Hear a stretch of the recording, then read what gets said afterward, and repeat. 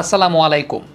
আন্তর্জাতিক ক্রিকেটে আমরা প্রায়ই দেখতে পাই যে প্রতিপক্ষ দলের কোনো একজন বোলারের সবলতা বা দুর্বলতার কথা চিন্তা করে যে কোনো টিমই অনেক সময় তাদের ব্যাটিং পজিশনে কিছুটা শাফলিং করতে পারে বা করে থাকে।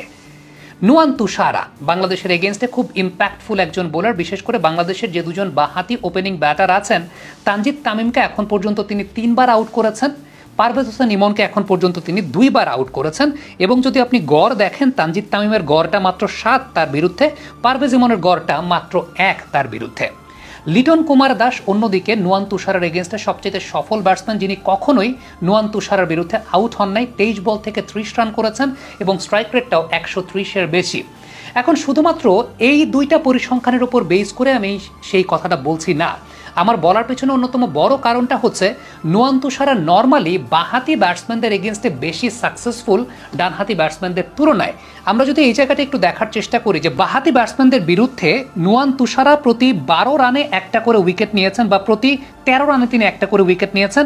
অন্যদিকে ডানহাতি ব্যাটসম্যানদের বেলায় সেই সংখ্যাটা গিয়ে দাঁড়ায় 23-এ, অর্থাৎ বাঁহাতি ব্যাটারদের সময় প্রতি 13 রানে নুয়ান তুষারার একটা করে উইকেট কনফার্ম, কিন্তু ডানহাতি ব্যাটসম্যানের বেলায় সেটা 23-এ গিয়ে ঠেকছে। এবং ইকোনমি রেটের জায়গাটাও যদি চিন্তা করেন, বাঁহাতি ব্যাটসম্যানের ক্ষেত্রে তার ইকোনমি রেটটা 6.88, মানে খুবই ভালো।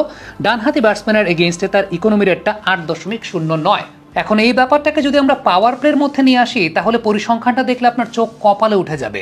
চলতি বছরে 2025 সালের কথা বলছি, বাঁহাতি ব্যাটসম্যানদের এগেইনস্টে নুয়ান তুষারা প্রতি 7 রানে একটা উইকেট পেয়েছেন, যেখানে তার ইকোনমি রেটটা 4.57।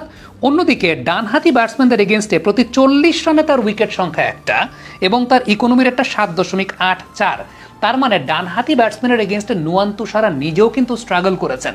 মানে কোথায় আপনি দেখেন যে পাওয়ার প্লেতে বাঁহাতি ব্যাটসম্যানের এগেইনস্টে প্রতি 7 রানে তার একটা উইকেট, অন্যদিকে ডানহাতি ব্যাটসম্যানের এগেইনস্টে প্রতি 40 রানে তার একটা wicket. That means Nuwan Thushara নিজেও কিন্তু ডানহাতি ব্যাটসম্যানের এগেইনস্টে স্ট্রাগল করেছেন। সো আলটিমেটলি আপনি যদি পরিসংখ্যানগতভাবে চিন্তা করেন, এই পার্টিকুলার ম্যাচটাতে ওপেনিংয়ে একজন ডানহাতি ব্যাটসম্যানকে নামানো যায় কিনা, যেখানে লিটন কুমার দাস নুয়ান তুষারাকে সবচাইতে বেটার খেলেছেন বা বেটার হ্যান্ডেল করতে পারেন।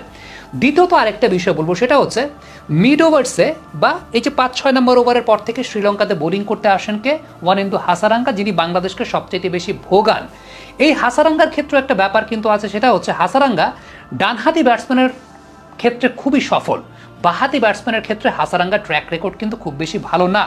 সো পারভেজ হোসেন ইমন যদি 3 নম্বর পজিশনে ব্যাটিং করেন, ইনিশিয়ালি নুয়ান তুষারার যে নতুন বলের বোলিংটা সেটাকে যদি লিটন কুমার দাস নিউট্রালাইজ করেন, পারভেজ হোসেন ইমন যদি 3 নম্বর পজিশনে ব্যাটিং করেন, যেখানে তিনি 3 নম্বর পজিশনে ব্যাটিং করার এক্সপিরিয়েন্স কিন্তু তার বাংলাদেশের ঘরোয়া ক্রিকেটেও আছে, সো হি ইজ কেপেবল।